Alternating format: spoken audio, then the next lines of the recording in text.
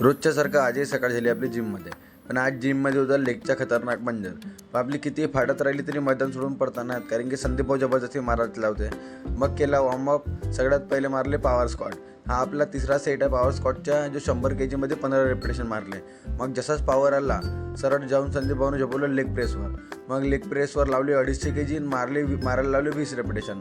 पण 20 काही गेले नाही, 14-15मध्येच फाटून गेली.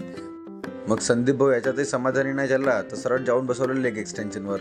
त्याच्यावर फुलवर 15 रेपिटेशन मारायला लावले. मग झाला होता आपला वर्कआउट. हा होता आपला पंप. मग गेलो सायंकाळी पोट्ट्यांसोबत वडापाव खायला. मी सोम्या रावल्यानं विकासा. मी आणि विकास एका ह्याच्यात बसलो. म्हटलं हा लंगडा घोडा आहे, म्हटलं हा कमी खाईन म्हटलं. पण नाही, हा कुठं ऐकते. जे एक वेळचं चालू झालं तर खतम व्हायचं नावच नाही घे. पकोडे आले तरी भगाभग खात होता. म्हटलं असं का, खाऊन घे म्हटलं. मग गेलो फालुदा खायला. फालुद्याचे पैसे द्यायचे बॅरी भाऊ राहुलचे होते. आम्ही काय सस्ता भाऊ, आम्ही सगळ्यात महाग पाहत होतो. अजून टाकलं का भाऊ? जमलं यानंच भरसिंग का? माहिती जास्त आली. अरे भाई ऐसाच होता भाई, रबली कमी डाली भाऊ. तू ना बाकी का सामान जास्त झाल्यावर रबलीच कमी डाली. पिंपल आले त्याच्यावर.